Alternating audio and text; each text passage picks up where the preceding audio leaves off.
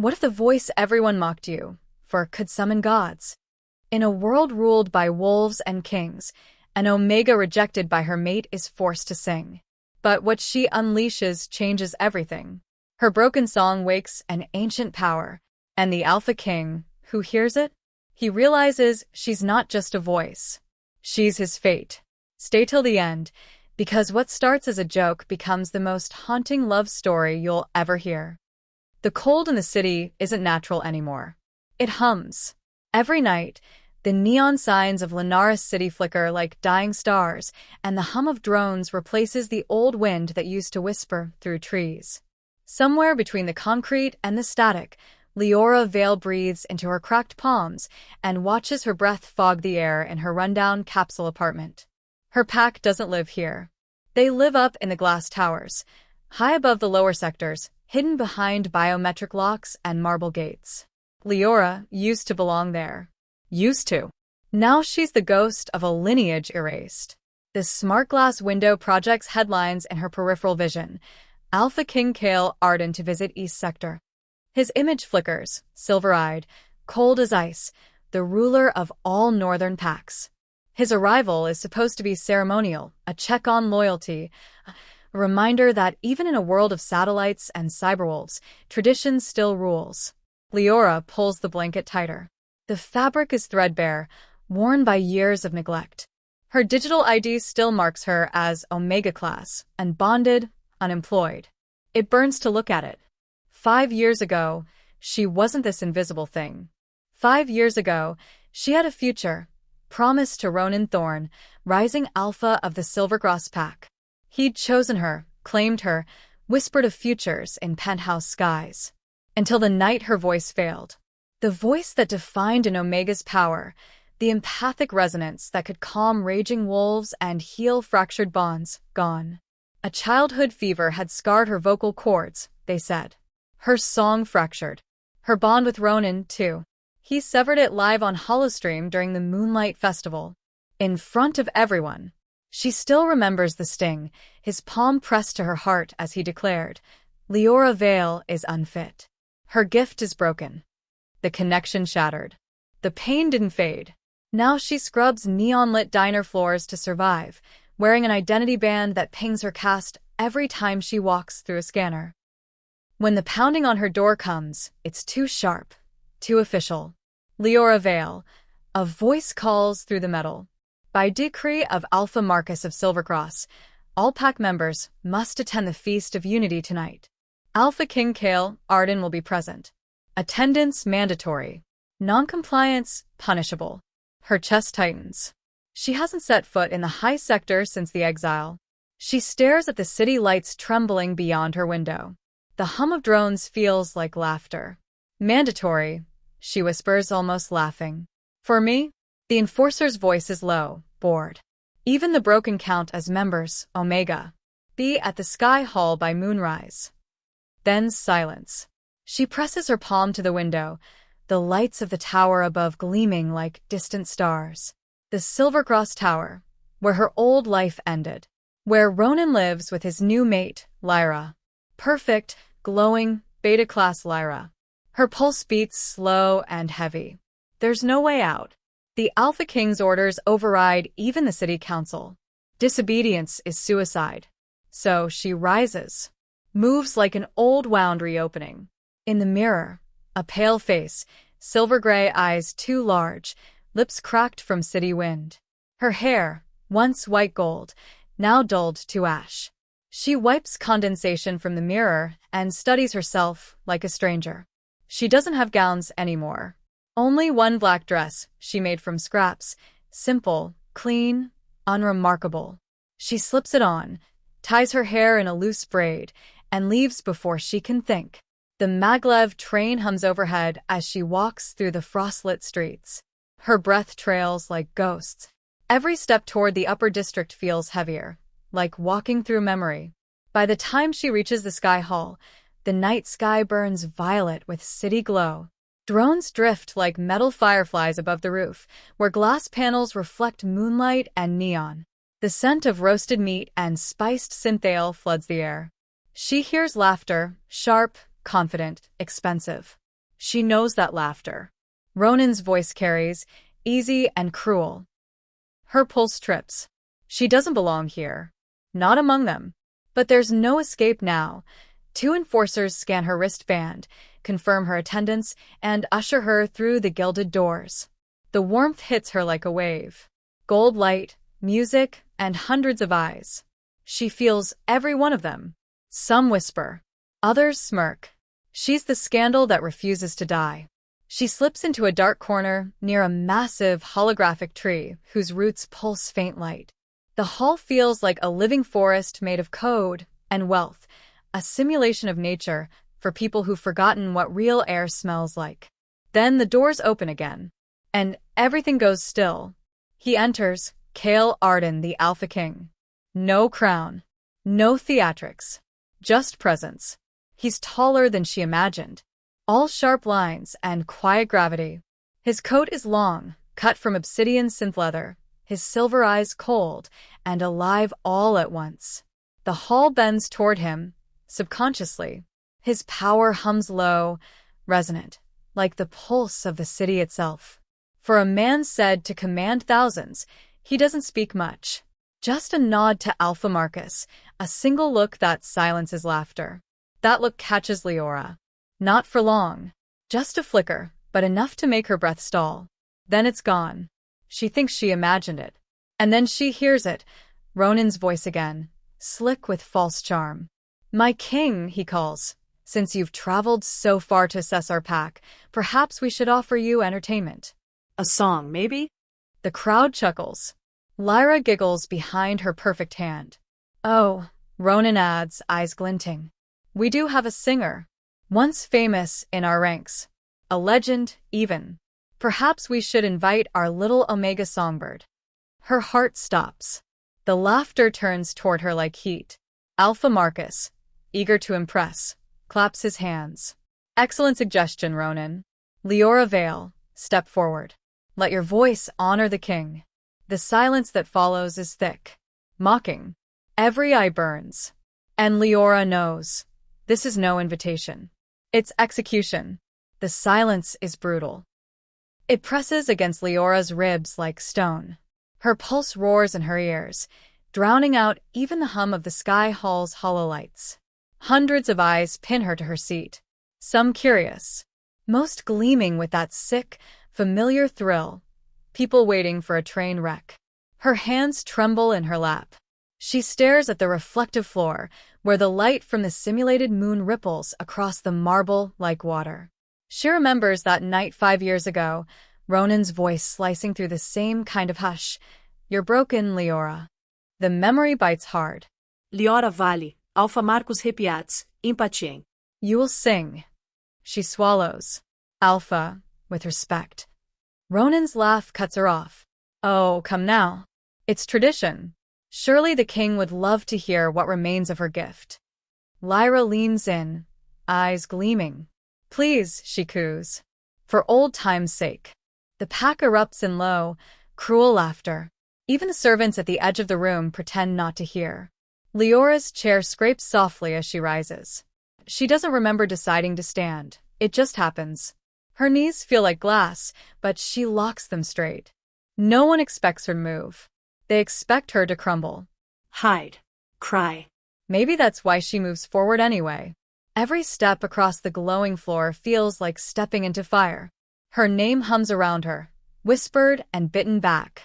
Her ID band flashes red under the scanners. Omega class confirmed. The crowd shifts, parting instinctively, as if even her brokenness might be contagious. The music cuts. Only the low bass hum of the Sky Hall servers remains.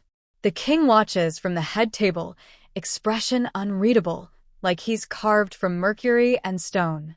She stops beneath the platform lights, where the hollow tree casts silver leaves that dissolve midair. The glow coats her skin, makes her look ghostly. And for a second, she almost turns back.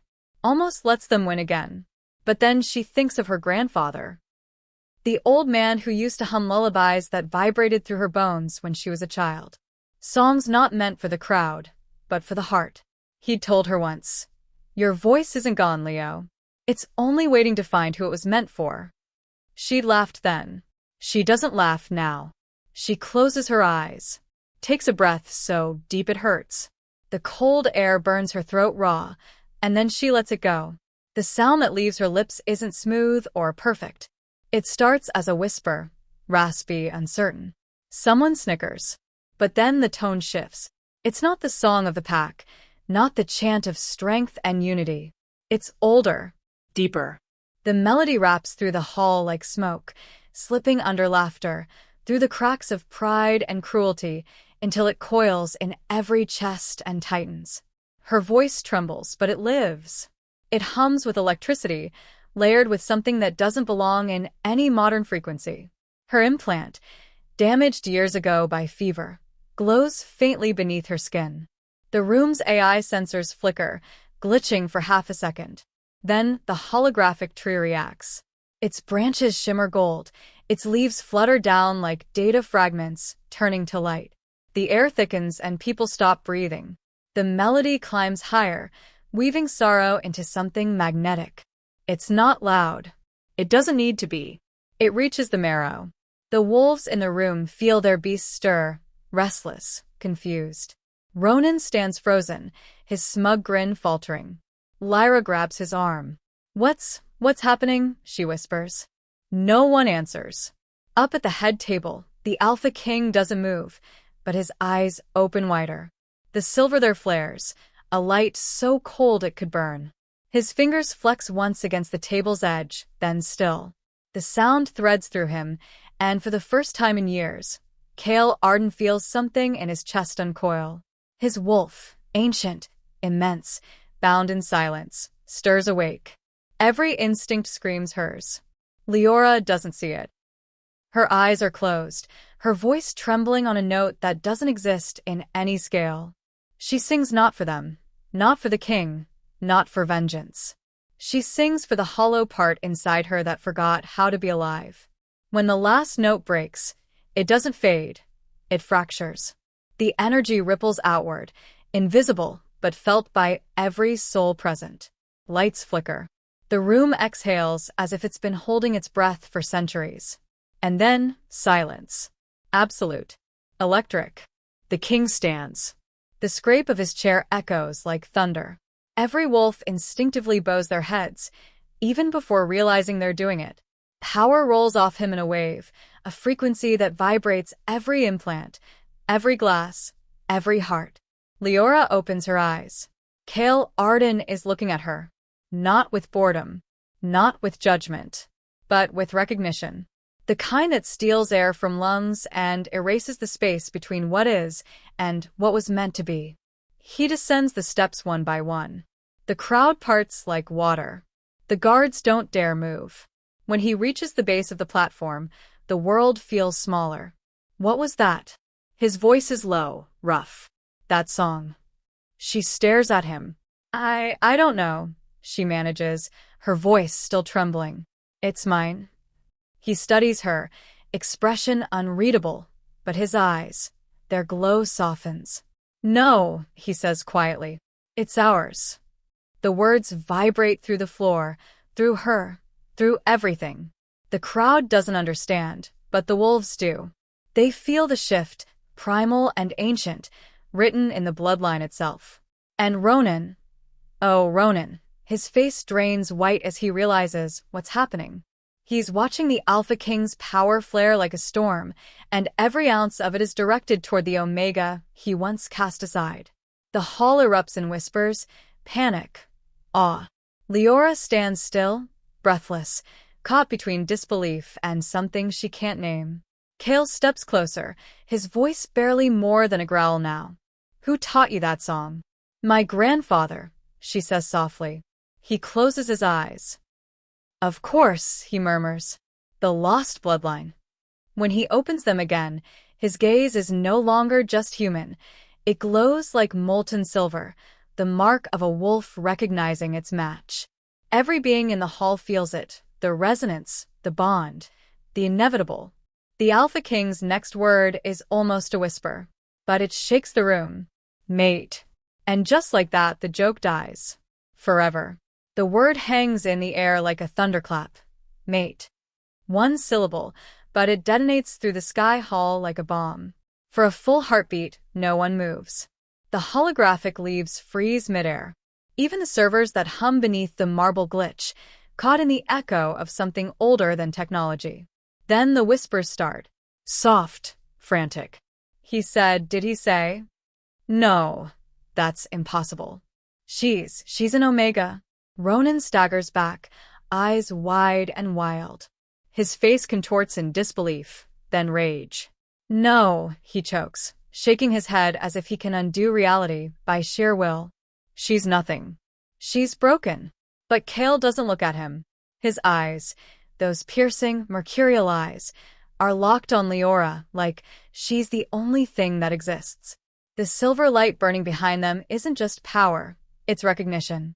Something deep, primal, unshakable. He steps closer. The pack around them drops their gazes instinctively, heads bowing in submission.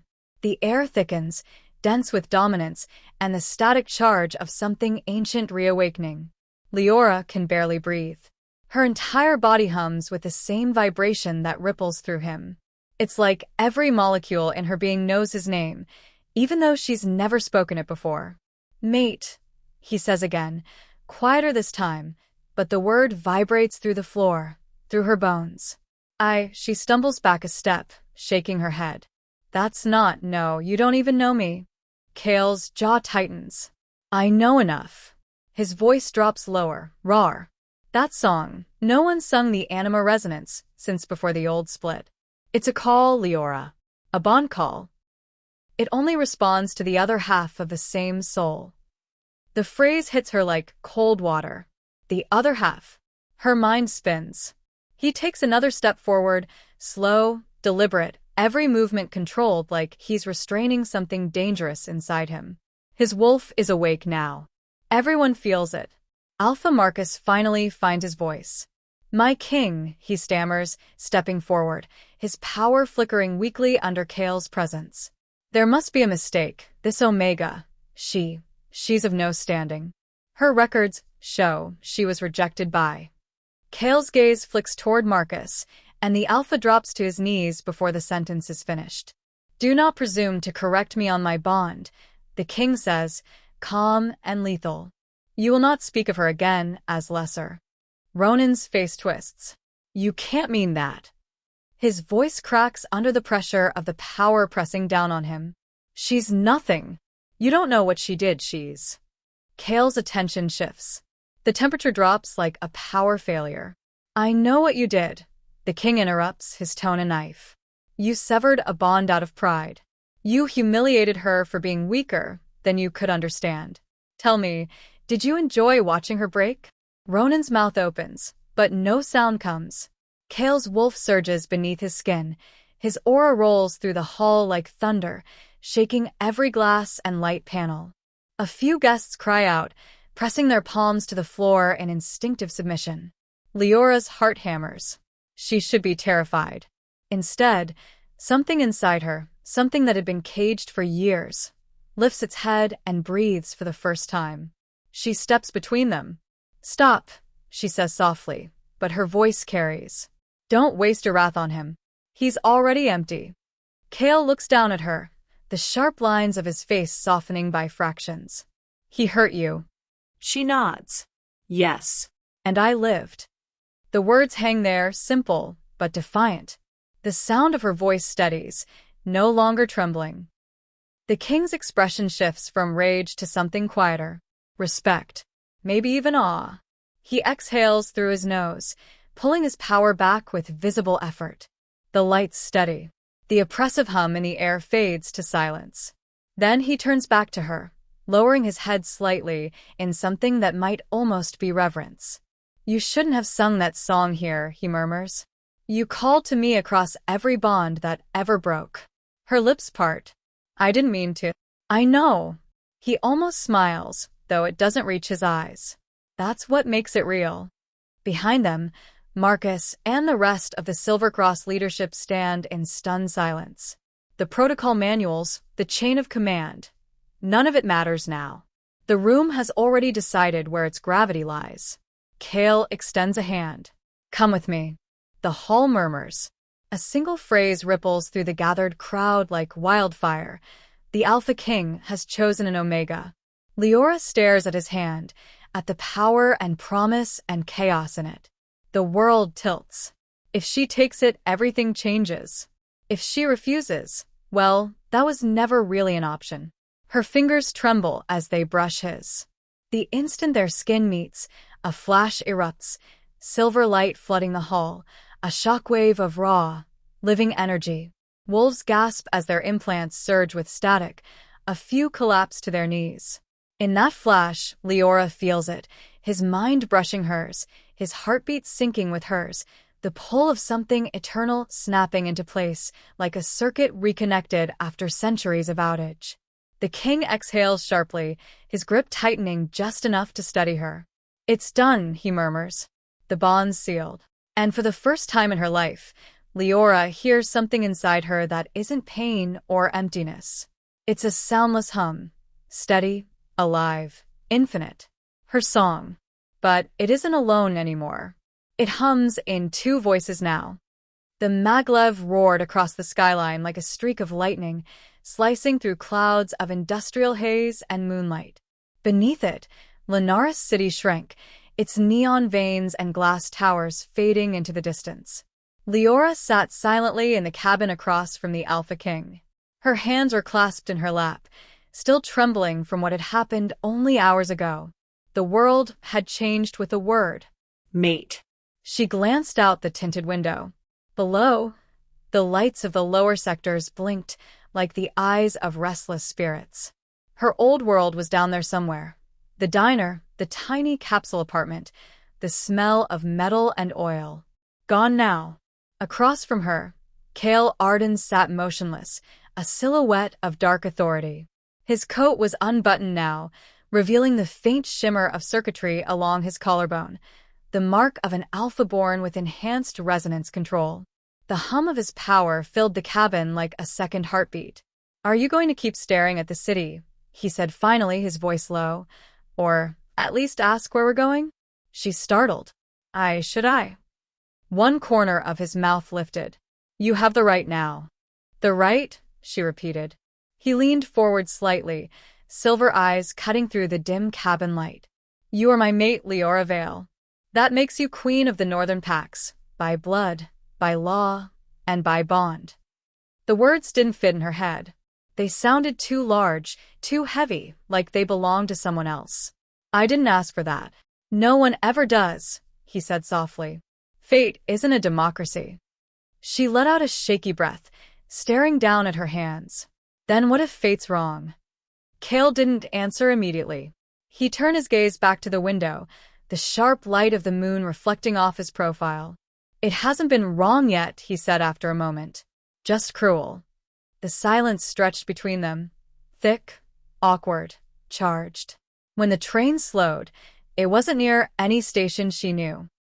The cabin lights dimmed automatically as the transport descended through clouds.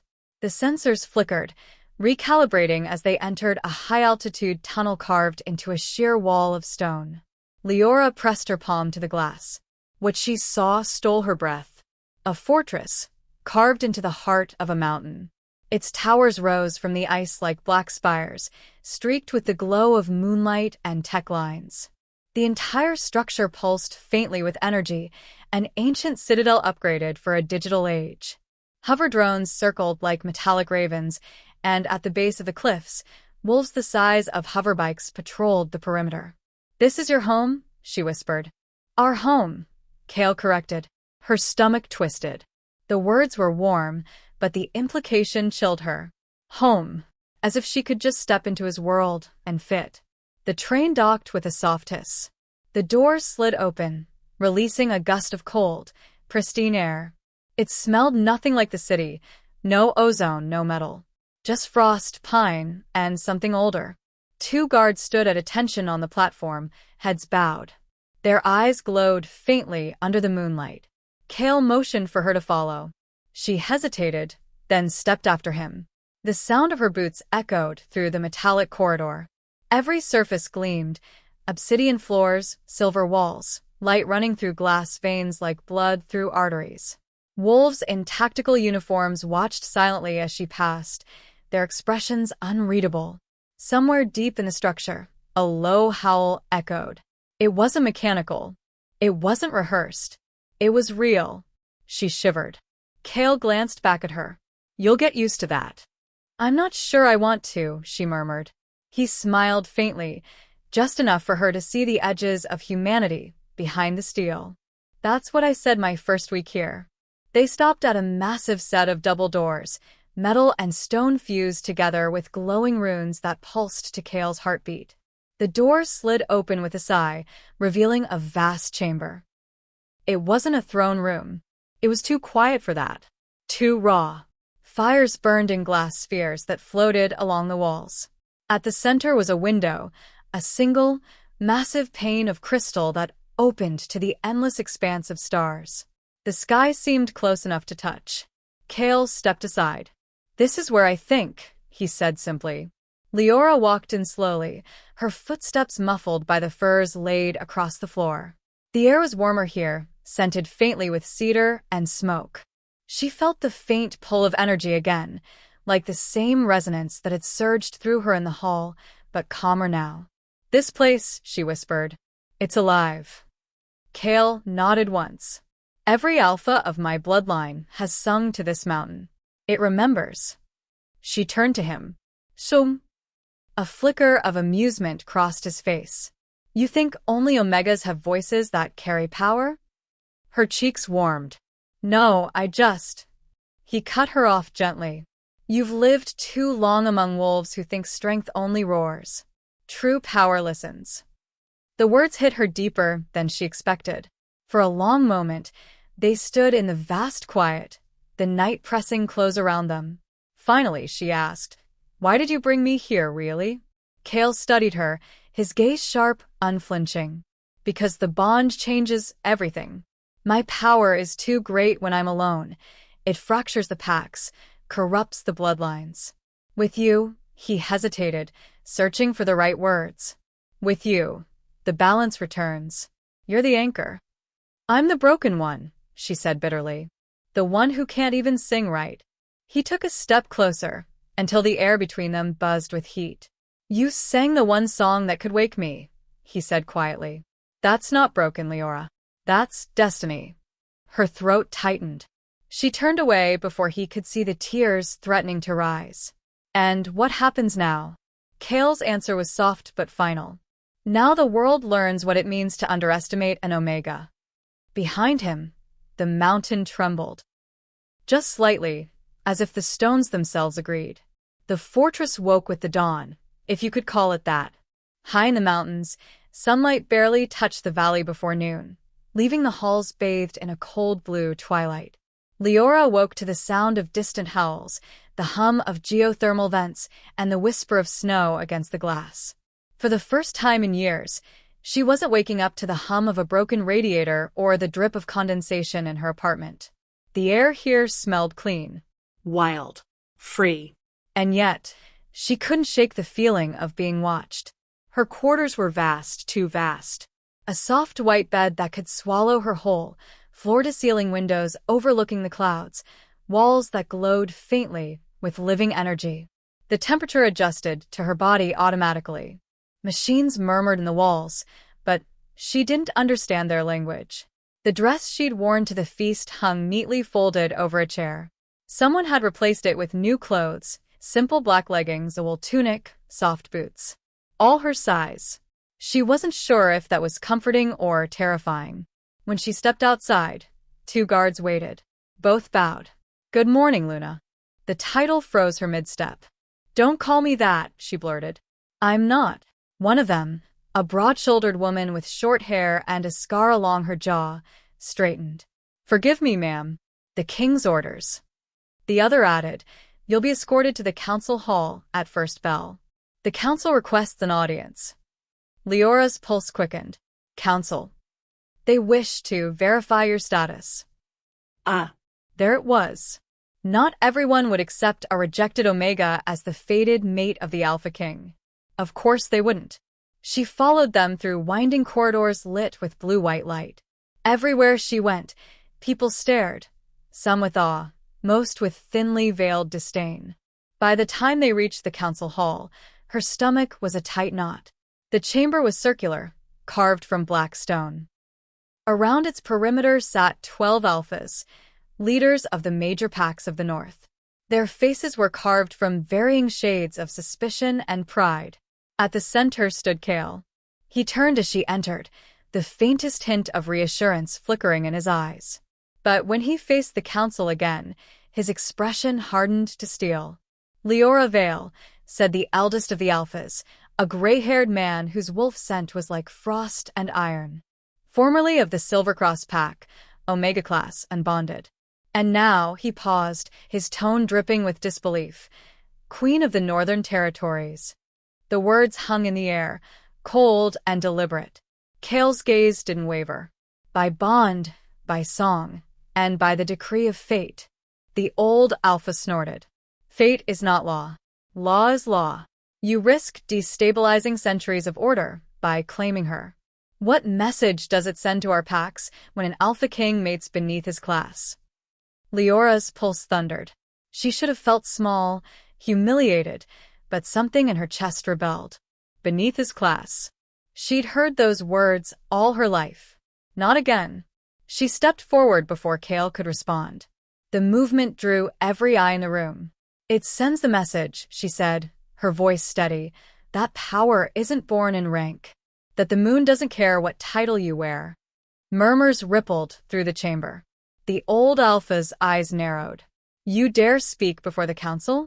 She dares, Kale said quietly, but the undertone in his voice was a command that brooked no challenge. The temperature in the room seemed to drop.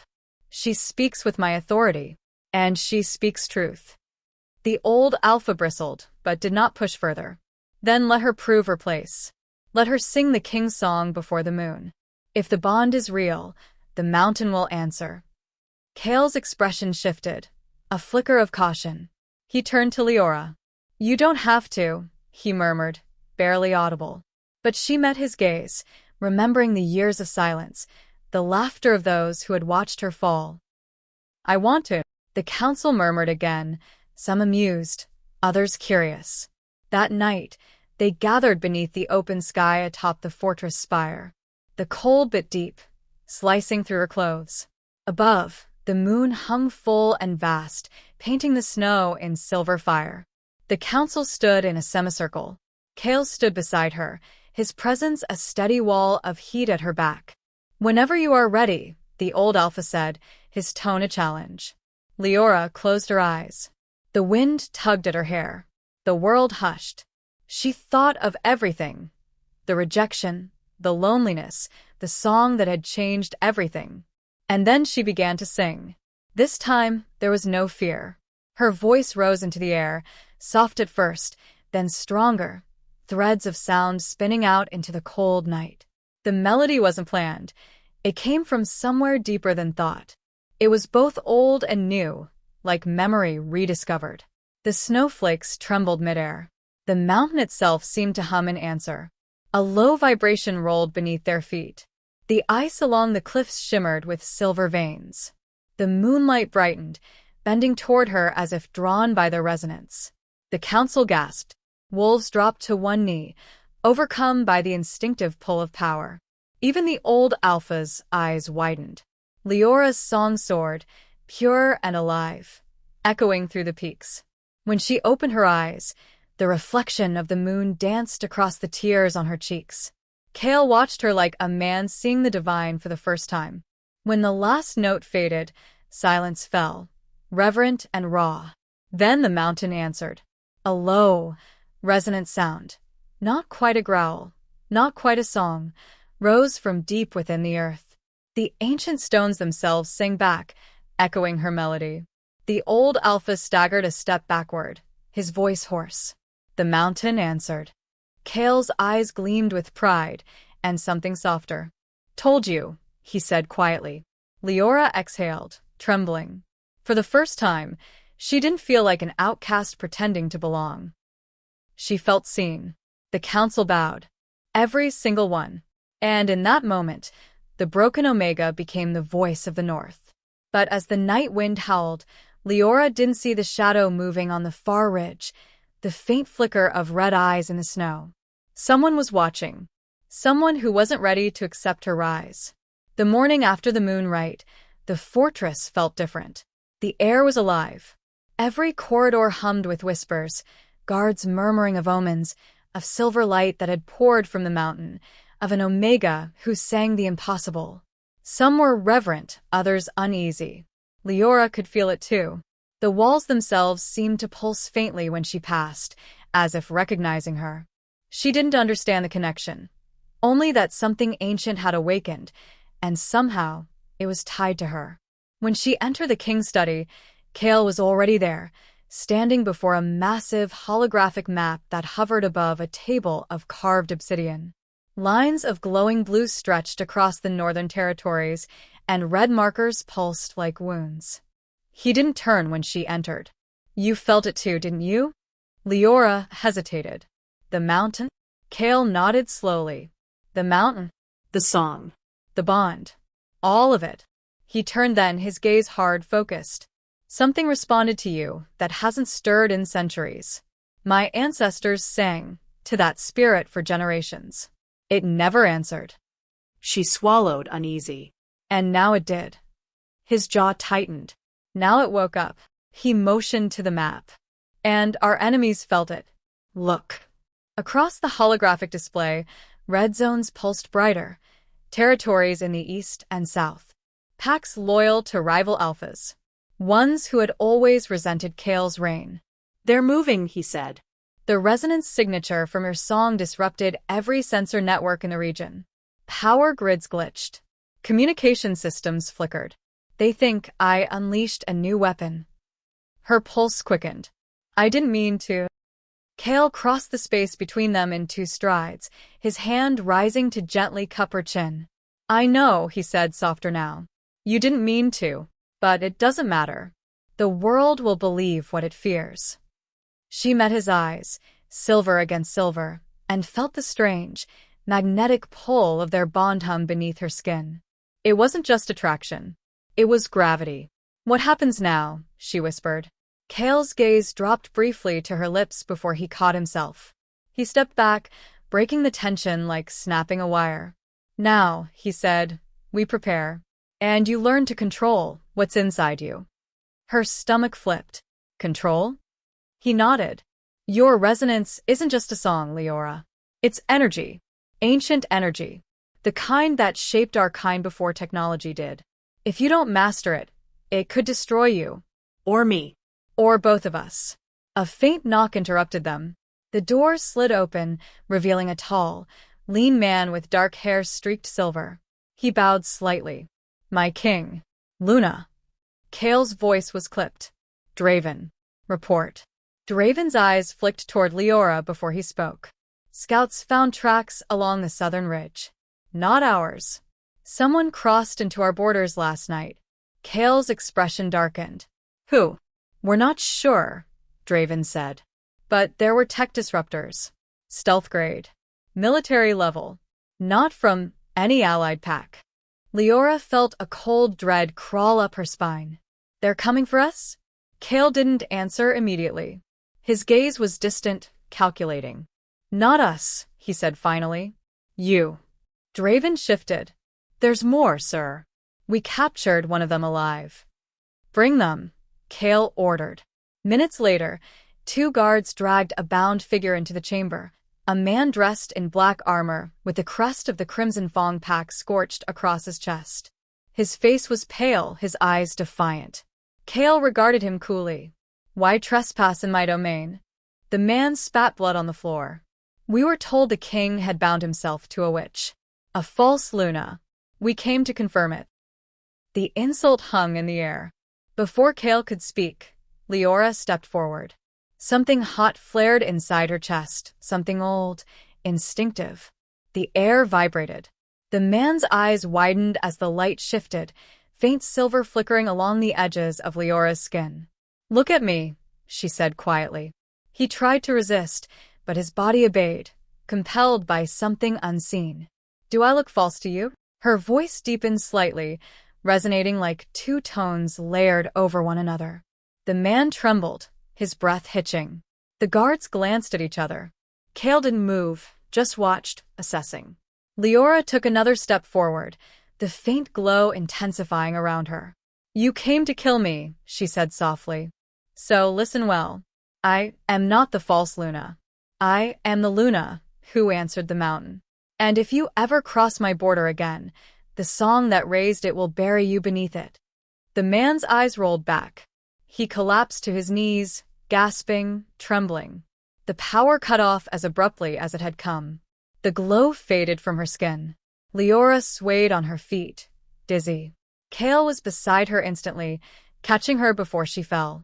"Easy," he murmured, his voice a low rumble against her temple. "Breathe." She blinked up at him, dazed. What was that? He met her gaze, awe flickering in his expression. "The beginning," he said. "Your awakening." The guards dragged the prisoner away, too terrified to speak. Kale's hand lingered on her arm. "You did more with a few words than most alphas could with a declaration of war." She gave a weak, shaky laugh. "So, what does that make me?" Kale's voice softened. "It makes you exactly what they fear." The words should have terrified her. Instead, they thrilled her. But as Kale turned back toward the window, his eyes scanning the mountains below, Leora saw a flicker of unease cross his face. For the first time, she realized the truth. Even he didn't fully understand what she was becoming.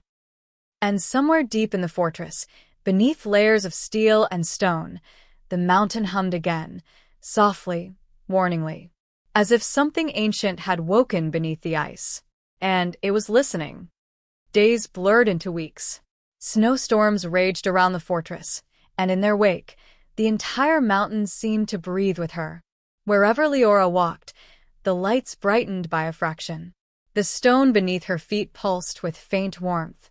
The guards had stopped pretending not to notice. Some bowed when she passed. Others crossed themselves, muttering about omens and prophecy. She didn't know how to feel about that. Reverence was just another kind of cage. Kale kept her busy. When she wasn't studying the map of northern territories with him, she was training under Draven. He was quiet, precise, his every movement calculated. His wolf scent carried smoke and iron, a soldier's soul. "Your power doesn't obey you," Draven told her one morning in the training hall, pacing as she stood amid glowing rings of light projected by resonance drones. "It reacts to your emotion. You feel something deeply, rage, fear, grief, and the mountain amplifies it." "So, control my feelings," she said dryly. Draven smirked. "If it were that simple, we'd all be gods." He threw a sphere of light at her. It wasn't solid, more like compressed sound. Instinctively, she raised her hand. The air shimmered, and the sphere shattered against an invisible field that rippled from her palm. Draven froze. "You're shielding?" "I think so," she said, blinking. "Do it again." She did. The air vibrated harder this time, a faint ringing in her ears. The drones flickered, registering a spike in resonance. When she finally stopped, her hands were shaking, her breath ragged. The hum in her chest, her song, was louder than ever. Draven frowned. "You're progressing too fast. That's not normal." Before she could answer, the heavy doors slid open, and Kale entered. His presence filled the hall instantly, commanding, calm, dangerous. "Draven," he said, voice clipped. "Enough for today." Draven inclined his head and backed away without question. The moment the door shut, Kale's entire posture shifted. From king to something more personal. "You're pushing too hard," he said quietly. "You're burning energy you don't understand." She met his eyes. "You said I had to learn to control it." "I said you had to survive it," he corrected, stepping closer. He stopped within arm's reach, his heat cutting through the chill of the hall. "When you use that power, it binds to me through the bond. I feel it, Leora. Every surge." Her breath caught. "You feel it?"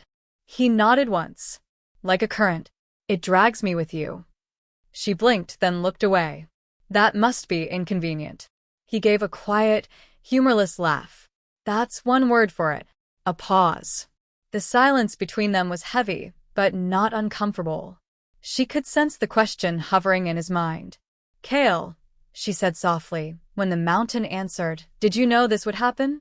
He hesitated, eyes flicking toward the high windows. "No," he said finally. "I didn't know. I thought the bond would heal the fracture in our world. I didn't realize it would create something new." She frowned. New.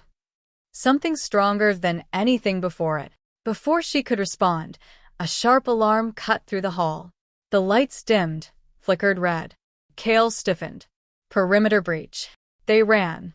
The corridors erupted in motion, guards shouting, wolves shifting mid-stride, the low whir of defense drones activating. Kale's command voice boomed through the intercom. "Seal the south gates. Deploy aerial sentries. No one enters or leaves without my order." When they reached the outer balcony, Leora saw them. Shadows moving across the snowfield below. Dozens. Maybe hundreds. Wolves in crimson armor, their eyes glowing red. The Crimson Fong Pack. Her stomach dropped. "They're attacking here?" Kale's eyes narrowed. "No," he said darkly. "They're testing something." Below, one of the enemy wolves raised a weapon. Something sleek and humming with faint red light. A sonic disruptor. He aimed it toward the mountain. Kale cursed. "Get down." The blast hit. It wasn't fire or shrapnel, it was sound. Pure resonance. The air shattered. Windows exploded inward. Leora fell to her knees, clutching her head as pain ripped through her skull. But beneath the agony, something else stirred. The same energy that had answered her song. The same pulse that lived in the mountain. She could feel it waking. The snow below began to shake. Cracks spidered across the ice. The enemy wolves froze, looking around in sudden panic. Kale shouted something, but she couldn't hear him. The sound inside her was too loud. Her vision blurred white. Her heartbeat matched the rhythm of the earth. Then she sang. It wasn't a conscious choice. It was instinct. A cry ripped from her throat, layered with tones that defied language. The mountain answered instantly. A shockwave of silver light exploded outward. The balcony trembled, the air rippled, and below, the Crimson Fong soldiers screamed as the sound hit them. Their armor shattered, their weapons fell, their wolves collapsed into the snow. When the light faded, the valley was silent.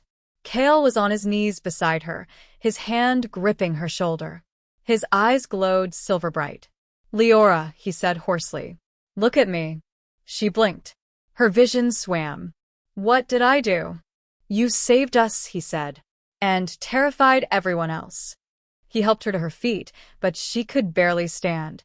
Her voice trembled. "I didn't mean to." "I know," he said again. "But now they'll know what you are, and they'll come for you harder." Her pulse thudded painfully in her ears. "Then teach me faster." Kale's expression hardened, but behind it burned something fierce. Admiration, fear, desire. "You may regret that," he said quietly. "I won't," she whispered. "Not if it keeps us alive." He nodded once, a soldier's acknowledgement of a comrade, then turned toward the shattered balcony. Far below, the snow was still smoking where the light had struck. The bodies of their enemies lay frozen in perfect silence. And in that silence, Kale realized something terrifying. The mountain no longer just answered her. Now it obeyed. The fortress smelled of ozone and blood. 3 days had passed since the Crimson Fong attack, and the snow outside still bore scorch marks from the resonance blast. Every patrol reported the same thing: silence. No enemies. No survivors. Only the strange hum still vibrating faintly through the valley, like the echo of a song that refused to die. Inside, tension was thicker than smoke. Kale's council was in chaos. Rumors spread faster than wildfire. Some said the Luna song had saved them. Others whispered it had destroyed more than the enemy. That the mountain, their sacred spirit, had stirred not in protection, but in warning. Leora felt their fear in every look, every whisper. She sat in the glass atrium overlooking the peaks, wrapped in a gray cloak. Her reflection in the frost looked older somehow, the faint silver in her eyes brighter. Her throat still ached from the song.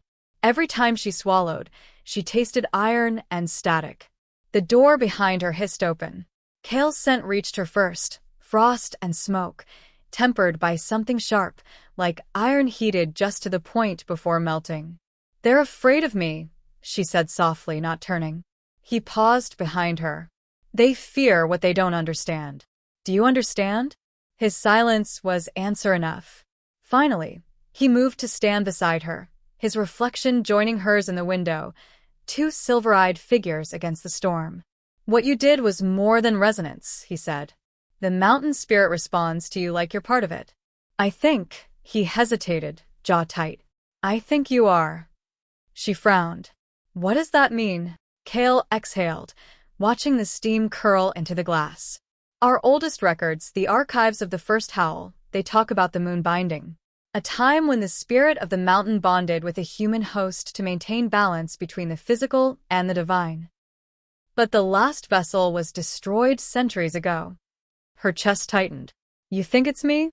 "I don't think," he said quietly. "I know." The words hit like thunder. "Then that power, what happened during the attack, it wasn't me." It was you, he said. "And it wasn't. The mountain acted through you." She turned toward him, eyes flashing. "So, I'm just a weapon now? A vessel?" His expression softened. "You're my mate. That's not an answer." "No," he admitted, voice low. "It's the truth I can't change." Silence stretched between them, thick with things unsaid. Outside, lightning forked across the mountainside, silent, white, like veins of light crawling through the storm. Before either could speak again, the fortress alarm blared, 3 short bursts, then a long one. "Internal breach."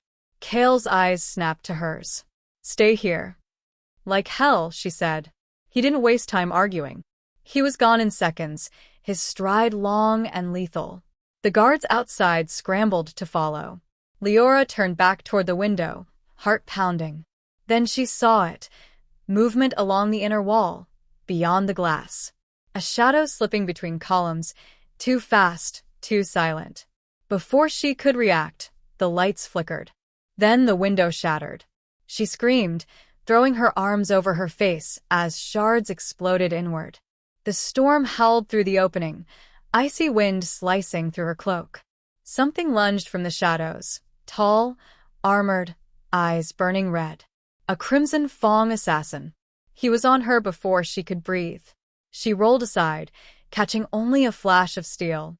His blade grazed her shoulder, hot pain, wet warmth. Her body moved on instinct. Her hands hit the ground, palms glowing faintly silver. The hum in her chest roared awake. "Not again," she whispered.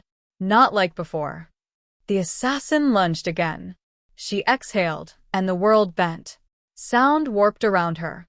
The storm outside stilled mid-howl. Even the glass shards froze in the air. Her hair lifted in the static. The assassin hesitated, his weapon trembling. Leora rose slowly, her voice trembling at first, then steadying into a low, haunting note. The air vibrated. The floor cracked. The resonance built until the man dropped to his knees, clutching his head, screaming without sound. Then silence. He collapsed unconscious. Leora's body shook. The hum faded, leaving her dizzy and cold. Blood dripped from her shoulder, staining the marble. Kale burst through the doors moments later, followed by 2 guards. He froze at the sight, the shattered glass, the unconscious intruder, and Leora standing amid the chaos, glowing faintly silver. "Leora," he breathed, rushing forward. "Are you hurt?" She nodded weakly, her voice barely a whisper. "I didn't kill him." He caught her before she fell. "You could have." "I didn't want to," she said, her eyes glassy. It felt too easy. Kale's grip tightened. "Because the spirit inside you doesn't know the difference yet. It only reacts." Her head rested against his chest, her breath uneven. "Then teach me how to make it stop." His jaw clenched. "I'll teach you how to control it. But you can't stop what you are anymore." Behind him, Draven examined the assassin. "He's alive," he muttered. Barely. No insignia. com o link. Someone sent him to test her defenses. Kale looked up sharply. Not Crimson Fong? Draven shook his head.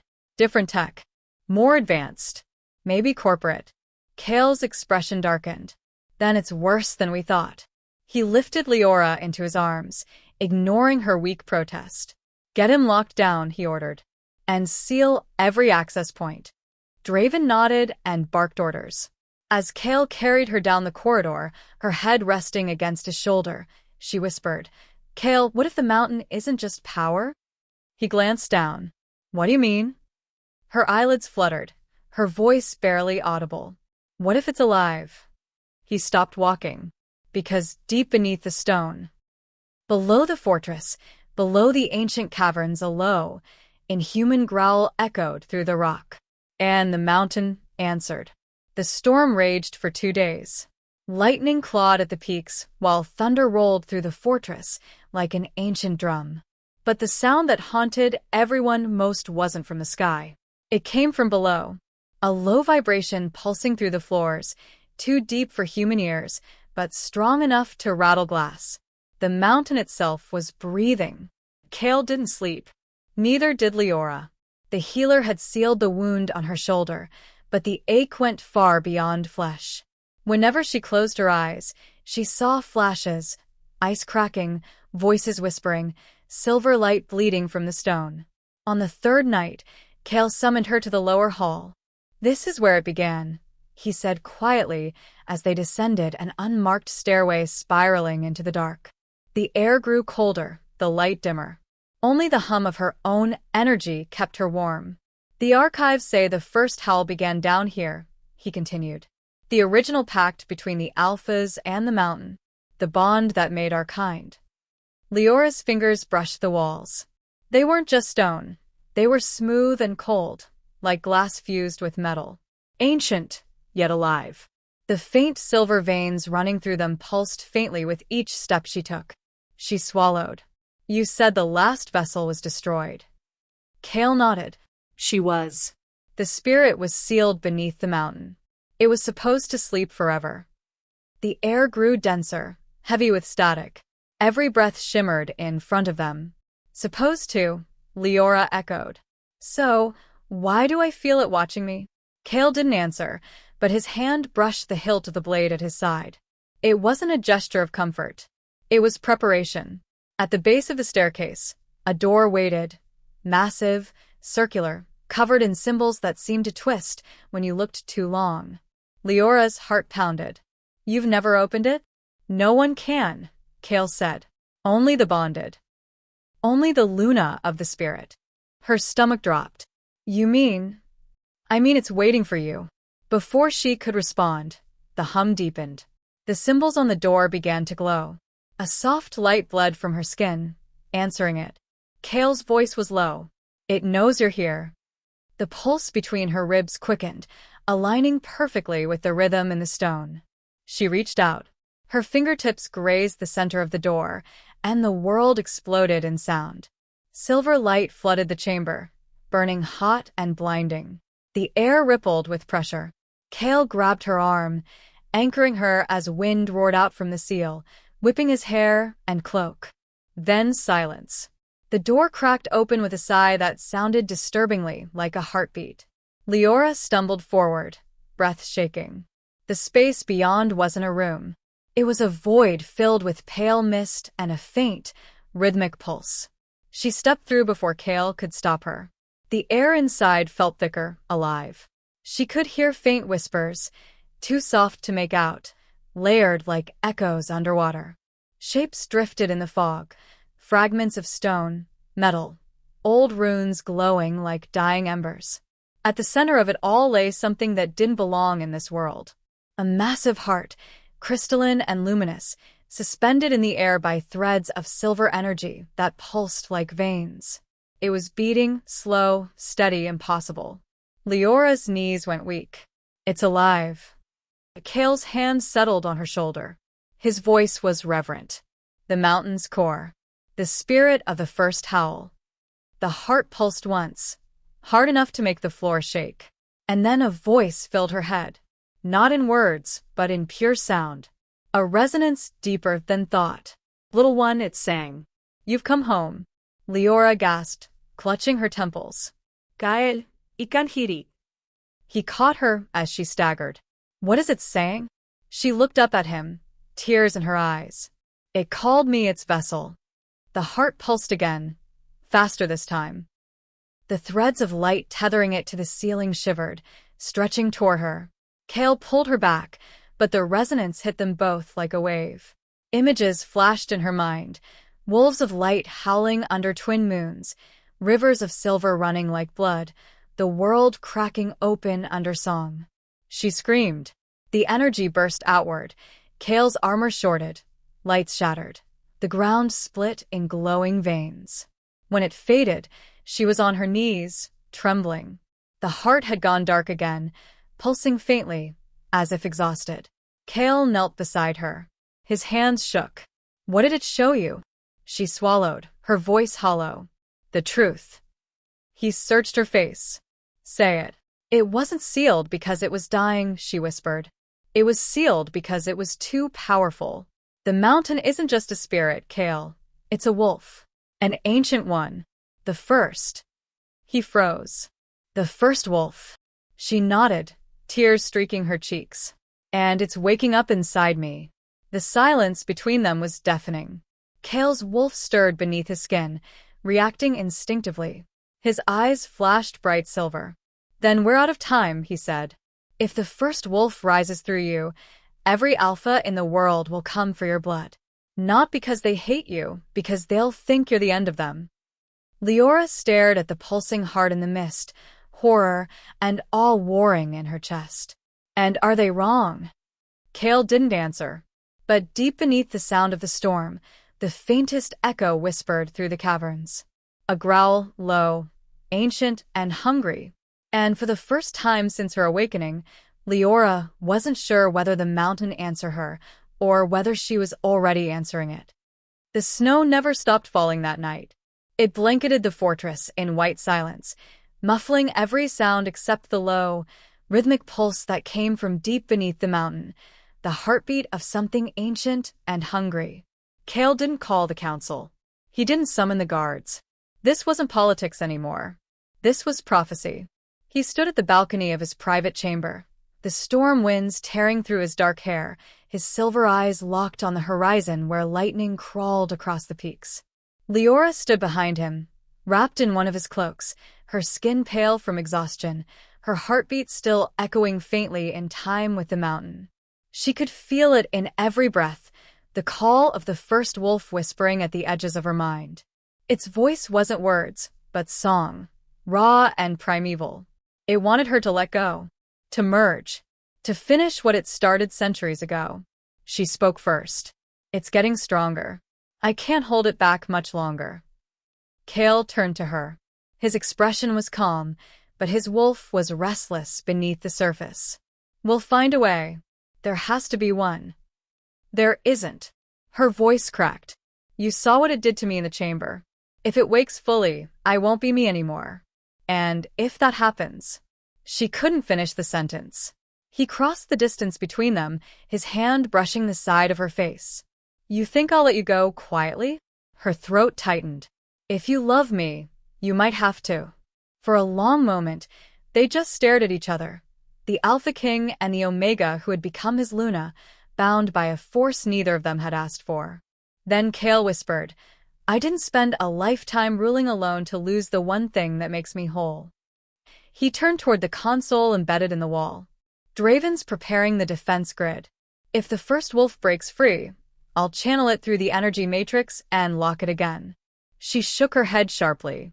You can't control that power, Kael. It's not tech, it's life. It'll burn everything in its path. Then it'll burn me first, he said. Her eyes filled with tears. Don't you dare. But before he could respond, the floor trembled. Lights flickered. A deep, guttural growl reverberated through the mountain's core. The silver veins in the walls flared to life, glowing so brightly the air shimmered. Leora doubled over with a gasp. It's happening. Kael caught her before she fell. Her skin was hot to the touch, her pulse a wild rhythm that didn't belong to her anymore. "Leora, listen to me," he shouted over the roar. "Fight it."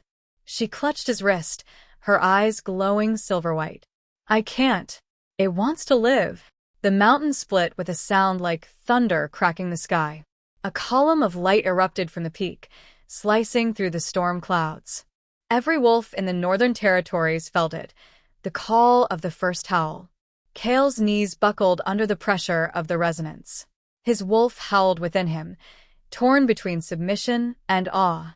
Leora straightened slowly, her voice layered with something not her own. When she spoke, it wasn't her voice anymore. It was a chorus. "You caged me. You feared me. Now you will hear me."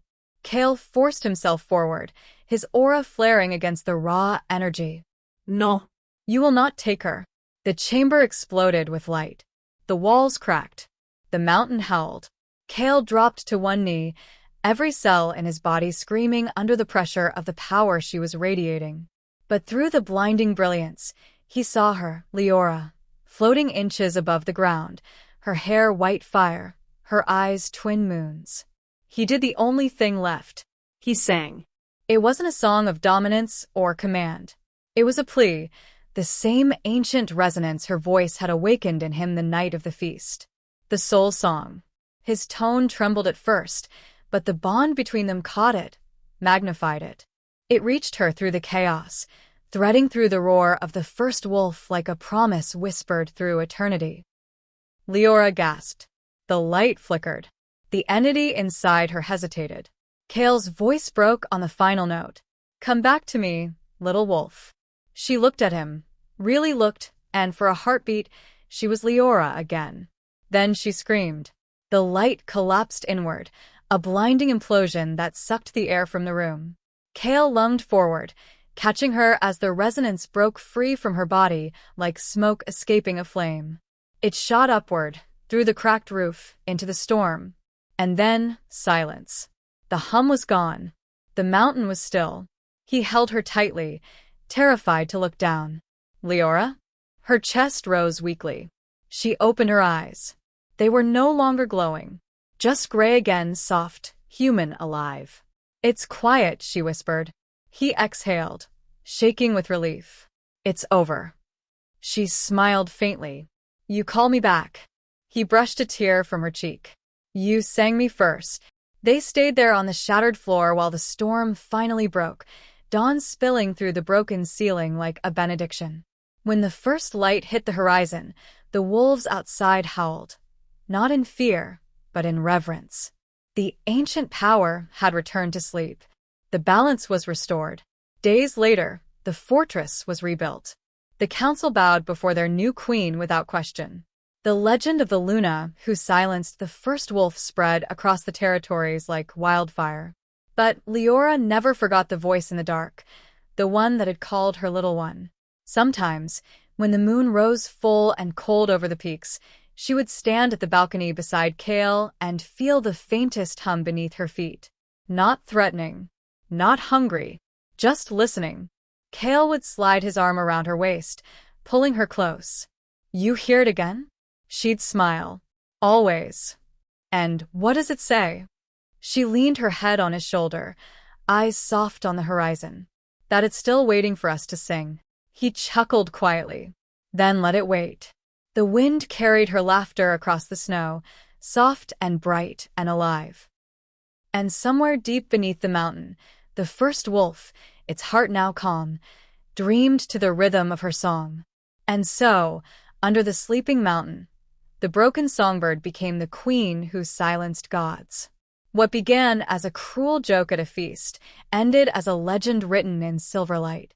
Love, fate, and power, three forces that even kings and spirits can't control.